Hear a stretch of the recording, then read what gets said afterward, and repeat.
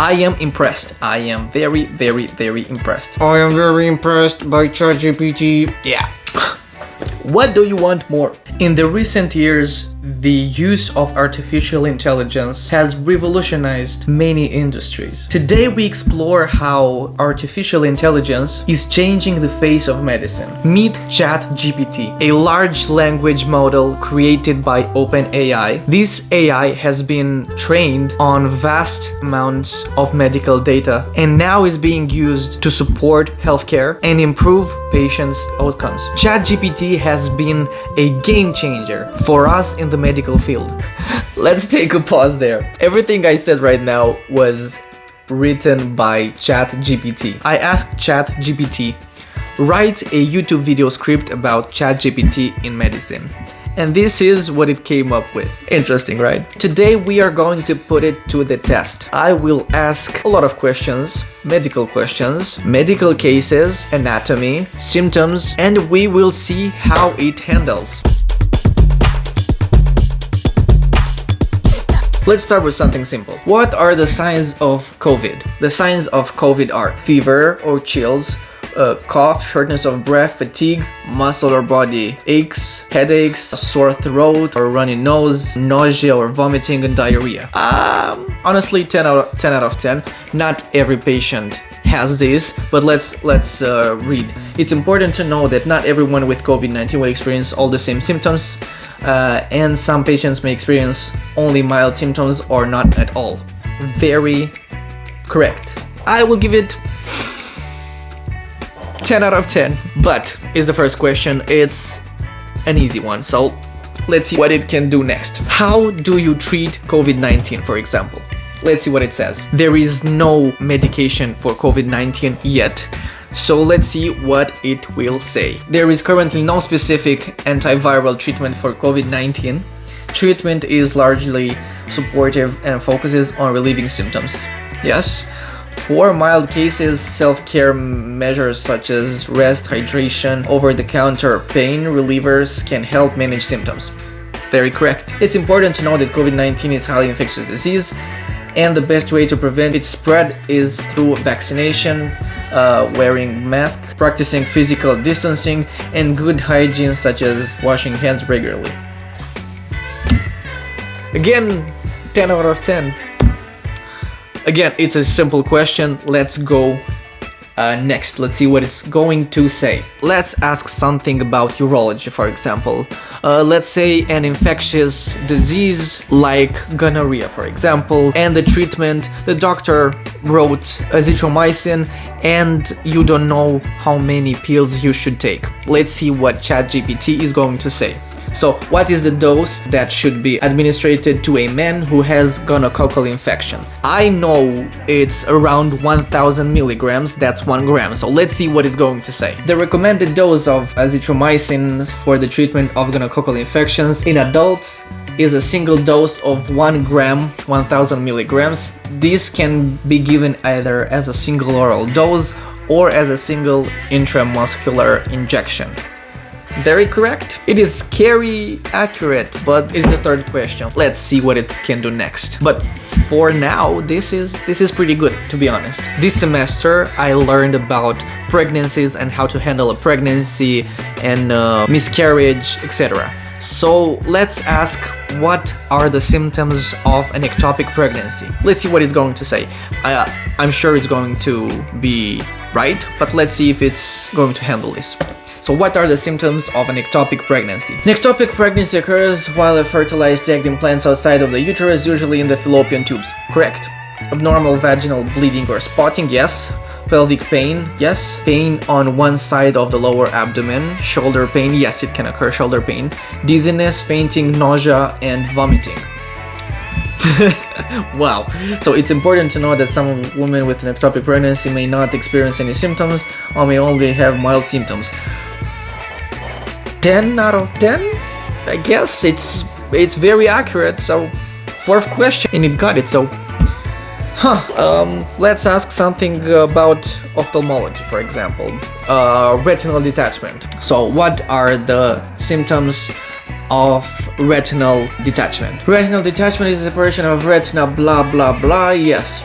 So the symptoms are sudden and gradual loss of vision, yes, usually in one eye, yes. Flashes of lights or floaters, yes. A shadow, yes. Increasing number of floaters. It's important to note that not all cases in retinal detachment cause symptoms, so you can experience a sudden or gradual loss of vision. I have nothing to say. 10 out of 10 again. Let's see if it knows the treatment. I know 4 ways to treat retinal detachment. Let's see if it knows more, maybe something up to date. Let's see what it says. How do you treat retinal detachment? Is a medical emergency? Yes. The type of treatment for retinal detachment will depend on the extent of the detachment and the underlying cause. Laser surgery, yes. Cryotherapy, yes. Scleral buccal surgery, yes. 4. Vitrectomy. Oh, it knows 4. It is honestly impressive. I have an idea. So 2 days ago, I finished my exams. We had like 300 questions with 10 answers, 5 right, 5 wrong, and we had to solve them and to learn the questions and the answers. And I have here in Romanian the questions, and I will translate them in English and see if it can solve the questions. Let's see. I will translate, let's say the first question, alright? I will translate the question ChatGPT, copy paste, and let's see if it can solve it. Okay, so B, E, F, and J.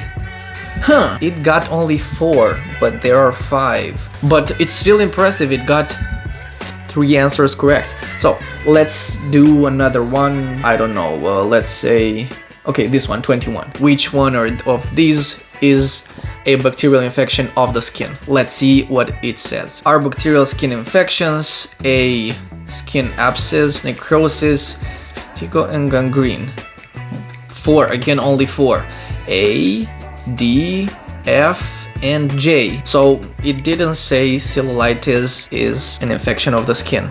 Maybe I was wrong. Let's see what Google says about cellulitis. It is a skin infection that causes redness, swelling, etc. So it's a skin infection. So it still got 4 right out of 5, which is still very impressive. I mean, I translated it from Romanian to English, and then, that is honestly impressive. Yeah. I have an idea. A couple of hours ago, a friend of mine texted me to ask something about her sister. She said that her sister has a discharge of a white substance from her urethra. That, in my opinion, that is a bacterial infection of the urinary tract. The discharge, she said it was white, so it was pus. Also, when she was urinating, at the end of her urination, she saw blood in her urine, and also her urethra stinks when she urinates. I know what that is. I learned that in urology in my 4th year of medical school. Let's see if, from a patient's perspective, ChatGPT will know what the diagnosis is. I have a white substance discharge from my urethra and blood in urine, and my urethra stinks. I'm trying to write like a simple patient, not like a doctor. Okay, based on the symptoms you described, it is possible you may have an urinary tract infection or a sexually transmitted infection. Yeah. However, without a physical examination, a laboratory test, it is not possible to make a definitive diagnosis. It's important to see a doctor as soon as possible to determine the cause of your symptoms and get appropriate treatment. In some cases, urinary tract infections are sexually transmitted infections can lead to serious complications if left untreated, so prompt medical attention is important. The advice it gave, it's very good, 10 out of 10. To be honest, it is perfect. Let's ask something about anatomy. This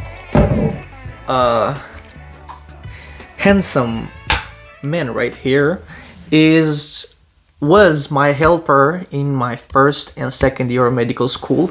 I drew everything here, like as you can see, yeah.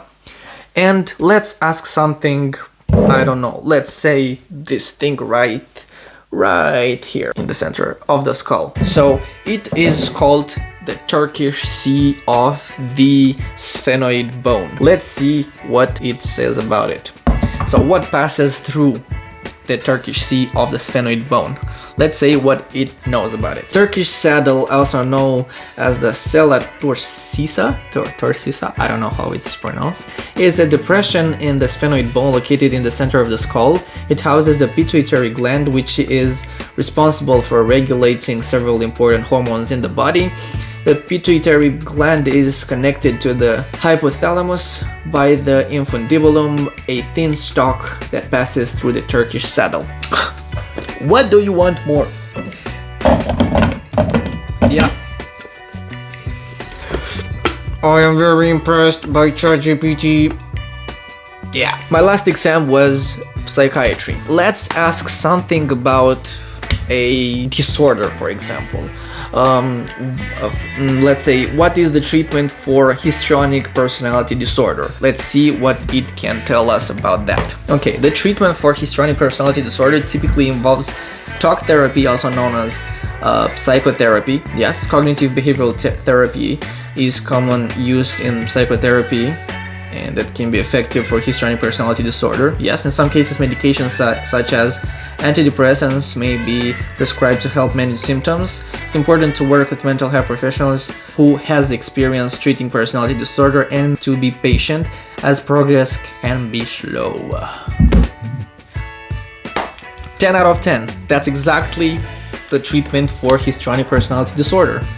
I am impressed. I am very, very, very impressed. Yeah, so I would give ChatGPT a 9 out of 10 because it doesn't yet know everything, so you will not be able to ask ChatGPT about every symptom, but it has great advices. If something happens to you, you have symptoms, you don't want to go straight to the doctor, you can ask ChatGPT.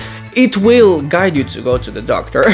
So it's a very good thing. Of course, human mind is better trained to treat patients and to understand problems, ethical problems, not only logical problems like ChatGPT, artificial intelligence. So it's a good start. In the future, having such a helper like ChatGPT to, I don't know, maybe save a life of a person who has, let's say, a very rare disease and doctors don't know about it, maybe ChatGPT will save a life in the future.